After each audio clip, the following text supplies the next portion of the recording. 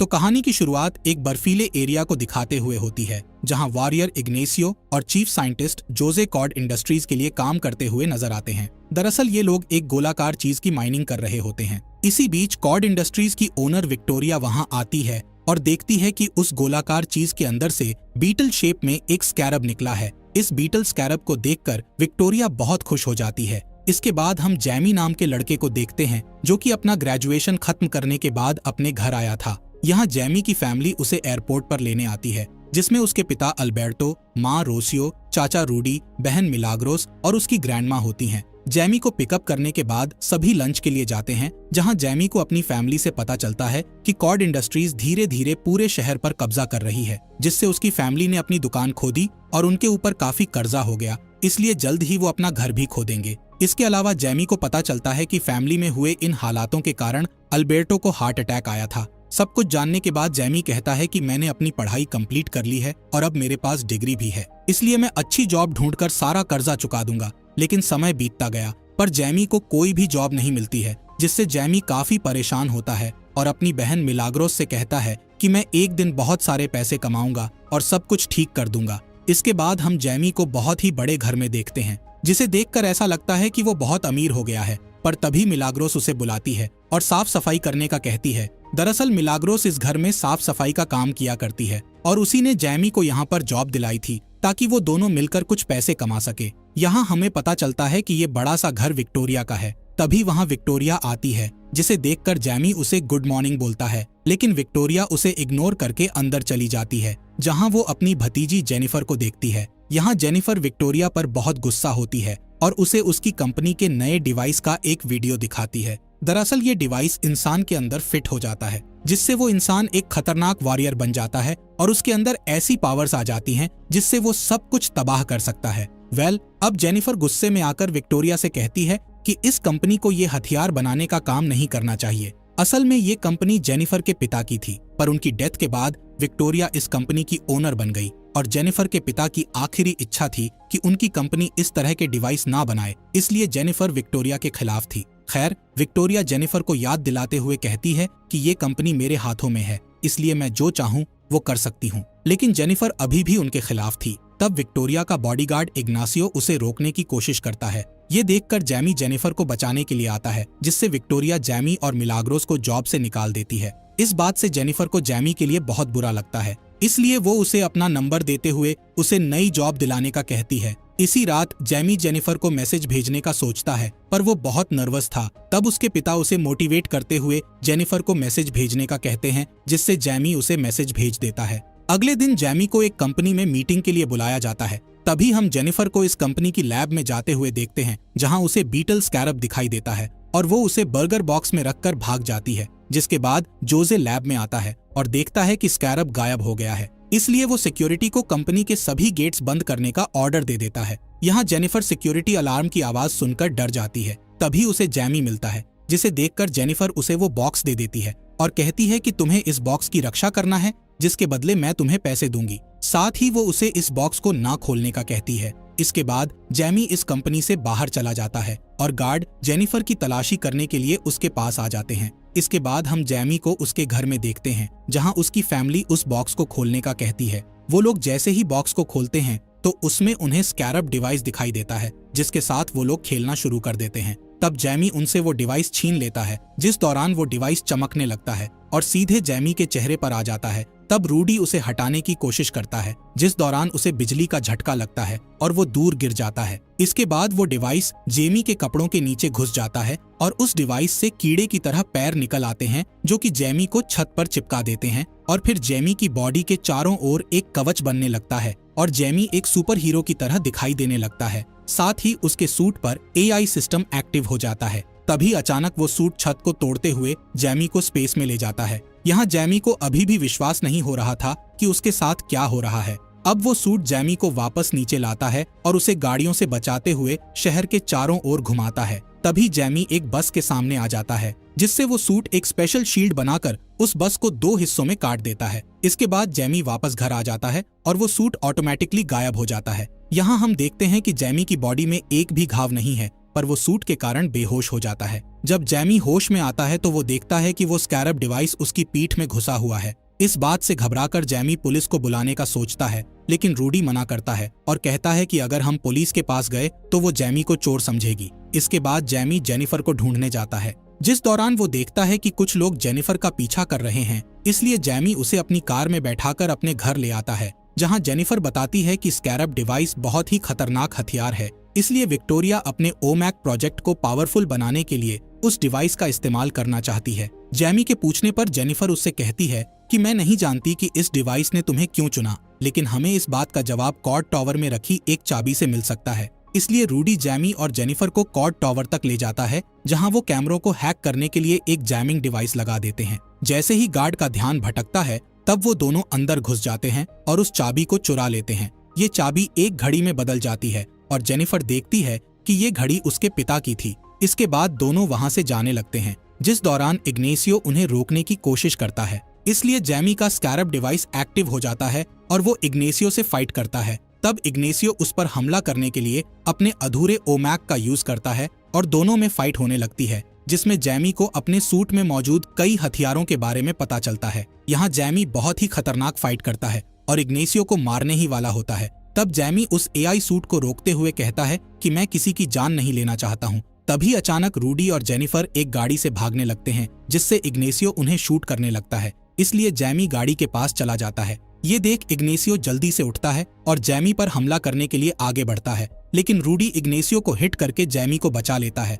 और फिर वो तीनों वहां से भाग जाते हैं। अगली सुबह वो तीनों जेनिफर की पुरानी हवेली में पहुंचते हैं, जहां घड़ी का यूज करके वो एक सीक्रेट लेयर तक पहुंचते हैं। यहाँ जेनिफर को पता चलता है कि उसके पिता शहर के सुपर हीरो थे, जिन्हें ब्लू बीटल के नाम से जाना जाता था, और उन्होंने स्कैरब की मदद से शहर में हो रहे क्राइम को खत्म करने के लिए बहुत सारे गैजेट और टेक्नोलॉजी बनाई थी। इधर रूडी एक पुराने कंप्यूटर में जैमी की प्रॉब्लम का हल ढूंढता है। वहीं जैमी बाथरूम में जाकर देखता है कि उसकी बॉडी में ब्लू कलर का चमकता हुआ एक घाव बन गया है। इसका मतलब था कि स्कैरब धीरे धीरे जैमी के शरीर के साथ खुद को जोड़ रहा है, लेकिन ये घाव जल्दी से ठीक हो जाता है। फिर जैमी बाहर आता है और देखता है कि जेनिफर अपने पिता को याद करते हुए दुखी हो रही है, इसलिए वो उसे संभालने लगता है और दोनों एक दूसरे के करीब आने लगते हैं। लेकिन तभी रूडी उनसे कहता है कि मुझे नई इन्फॉर्मेशन मिली है, जिससे मुझे पता चला है कि जब तक जैमी जिंदा है तब तक स्कैरब को जैमी की बॉडी से अलग नहीं किया जा सकता और ये स्कैरब किसी भी कीमत पर अपने हीरो की रक्षा करेगा। ये जानकर जैमी घबरा जाता है और उसे ऐसा लगता है कि वो बुरी तरह से फंस गया है। तब रूडी उसे समझाता है कि तुम्हें स्कैरब ने किसी कारण से चुना होगा। इस बीच विक्टोरिया को पता चल जाता है कि जैमी के पास स्कैरब है, इसलिए वो जैमी को पकड़ने के लिए उसके घर पर प्राइवेट मिलिट्री भेजती है। तब जैमी, जेनिफर और रूडी विक्टोरिया के हेलीकॉप्टर को अपने घर की ओर बढ़ते हुए देख लेते हैं। इसलिए जैमी सूट की पावर का यूज करने की कोशिश करता है, पर उसका सूट एक्टिव नहीं होता है। तभी जैमी को ध्यान आता है कि स्कैरब हमेशा उसकी रक्षा करेगा, इसलिए जैमी बिल्डिंग से कूद जाता है, जिससे सूट अचानक से एक्टिव हो जाता है और फिर जैमी अपने घर की ओर निकल जाता है। इधर विक्टोरिया के सैनिक जैमी की फैमिली को घर से बाहर खींचकर उनके ऊपर गन पॉइंट कर देते हैं। तभी जैमी वहां आ जाता है और कुछ सैनिकों को धक्का देकर गिरा देता है। दूसरी ओर विक्टोरिया जैमी के सूट की पावर देखना चाहती थी, इसलिए वो अपने सैनिकों से जैमी की फैमिली को टारगेट बनाने का कहती है। तब जैमी अपनी शील्ड को एक्टिव करता है और अपनी फैमिली को गोलियों से बचा लेता है। इसके बाद जैमी अपने एआई से ऐसे हथियार मांगता है जिससे किसी की जान न जाए। इस हथियार से जैमी सभी सैनिकों को मारना शुरू कर देता है। इस बीच उसकी फैमिली वहां से भागने लगती है, जिस दौरान मिलाग्रोस गिर जाती है। जब अल्बर्टो उसकी मदद करने के लिए उसके पास जाता है, तब एक सैनिक अल्बर्टो पर हमला करके उसे बुरी तरह घायल कर देता है, जिससे उसे हार्ट अटैक आ जाता है। यहाँ विक्टोरिया का बॉडीगार्ड इग्नेसियो जैमी को अपने निशाने पर ले लेता है और उसे शूट करने वाला होता है कि तभी जैमी को अपने पिता की आवाज सुनाई देती है, इसलिए वो उन्हें बचाने के लिए जाने लगता है। जिस दौरान इग्नेसियो ब्लू बीटल को कमजोर करने वाली टेक्नोलॉजी से अटैक करके जैमी को नीचे गिरा देता है। थोड़ी ही देर में जैमी के घर को ब्लास्ट करके जला दिया जाता है। यहाँ जैमी अपने पिता को मरते हुए देख रहा था, पर वो चाहकर भी उनकी हेल्प नहीं कर सकता था। अब इग्नेसियो जैमी के पास आता है और उसे अपने साथ ले जाता है। अगली सुबह हम जैमी की फैमिली को देखते हैं, जो कि अल्बर्टो के मरने से बहुत दुखी थे। तब ग्रैंडमा सबको हौसला देते हुए कहती हैं कि हमें रोने की बजाय जैमी को बचाने की कोशिश करनी चाहिए। तभी वहां जेनिफर आती है और पूरी फैमिली को अपने पिता की उस जगह पर ले जाती है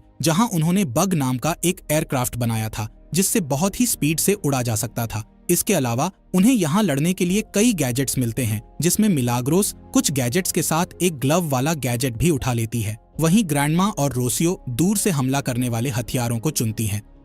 इसके बाद वो पाको आइलैंड पर बने फोर्ट पर हमला करने का प्लान बनाते हैं। दरअसल इस फोर्ट में विक्टोरिया जैमी की बॉडी से स्कैरब निकालने वाली थी, इसलिए वो जैमी को एक मशीन से जोड़ती है और उसे ओमैक के डेटाबेस में डाल देती है। इस प्रोसेस में जैमी की मौत भी हो सकती थी। इसके अलावा इग्नेसियो की बॉडी के कवच को भी इसी मशीन से जोड़ा गया था, ताकि स्कैरब का सारा डेटा इग्नेसियो के सूट में आ सके। अब जैसे ही प्रोसेस चालू होती है तो जैमी दर्द से चिल्लाने लगता है और कोमा में चला जाता है। तब उसे आफ्टर लाइफ के विजन आते हैं, जिसमें जैमी अपने पिता अल्बर्टो से मिलता है, जहां अल्बर्टो उसे बताता है कि ब्लू बीटल को अपनाना ही तुम्हारी लाइफ का सबसे बड़ा मकसद है। इसके बाद जैमी कोमा से बाहर आ जाता है और स्कैरब को पूरी तरह से अपना लेता है, लेकिन तभी उसके स्कैरब के कोड्स इग्नासियो के सूट में ट्रांसफर हो जाते हैं, जिससे इग्नेसियो का ओमैक सूट बहुत ही ज्यादा पावरफुल हो जाता है। इस बीच रूडी फोर्ट पर बग एयरक्राफ्ट को गिरा देता है, जिससे सैनिक उन पर गोलियां चलाने लगते हैं, पर ये एयरक्राफ्ट बग बहुत मजबूत था, जिस वजह से उन्हें कोई भी नुकसान नहीं हो सकता था।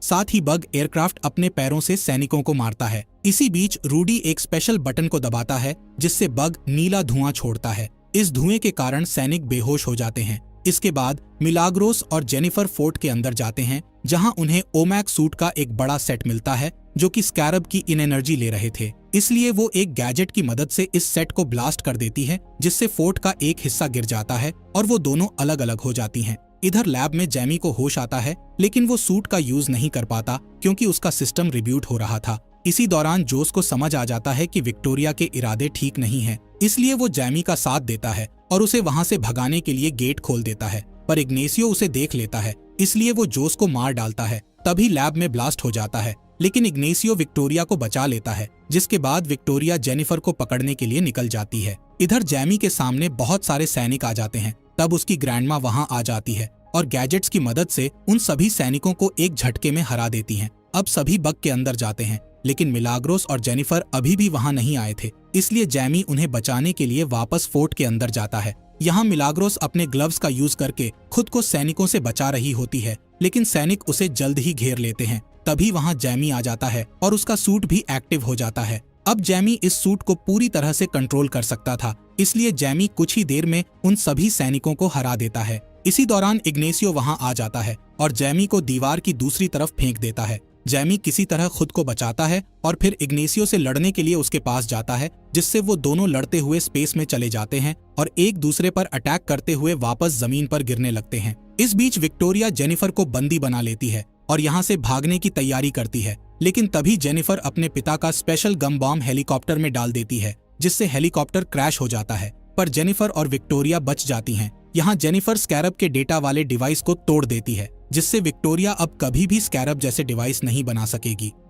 इधर जैमी अपने सूट से अपनी इमेजिनेशन वाला एक हथियार मांगता है और उससे इग्नेसियो पर हमला कर देता है, लेकिन इग्नेसियो अपने वॉर एक्सपीरियंस का यूज करके उसे नीचे गिरा देता है। इसी दौरान रूडी इग्नेसियो पर पत्थर फेंककर उसका ध्यान भटकाता है, जिससे इग्नेसियो उसे शूट कर देता है। ये देखकर जैमी को बहुत गुस्सा आता है और वो इग्नेसियो से बदला लेने के लिए उस पर खतरनाक वार करके उसे मारने ही वाला होता है कि तभी एआई उसे याद दिलाता है कि तुम किसी की जान नहीं लेना चाहते। इसके अलावा एआई उसे इग्नेसियो की पिछली यादें दिखाता है, जिससे पता चलता है कि इग्नेसियो भी उसी की तरह एक विक्टिम है, क्योंकि जब इग्नेसियो छोटा था तब कॉर्ड इंडस्ट्रीज के बॉम्ब ने उसके घर को ब्लास्ट कर दिया था, जिससे उसकी मां की मौत हो गई थी। तब विक्टोरिया ने उसे ओमैक प्रोजेक्ट के एक्सपेरिमेंट के लिए अपने साथ रखने का फैसला किया था। यहाँ जैमी इग्नेसियो को छोड़ देता है, जिससे इग्नेसियो को एहसास होता है कि अब उसके पास विक्टोरिया के ऑर्डर्स को अनदेखा करने की पावर है। जिसके बाद इग्नेसियो विक्टोरिया के पास जाता है और एक बहुत ही खतरनाक ब्लास्ट कर देता है,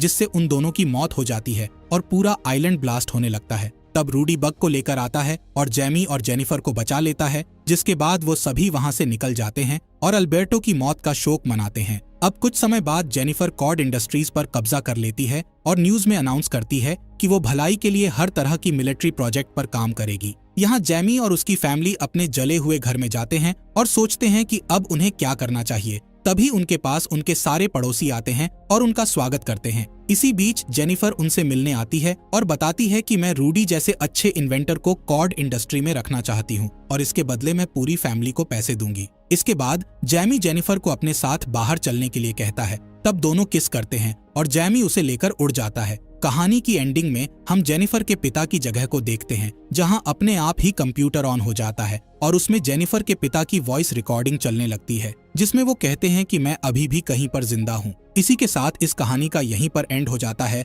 फॉक्स एक्सप्लेनर चैनल को सब्सक्राइब करने के लिए आपका दिल से शुक्रिया।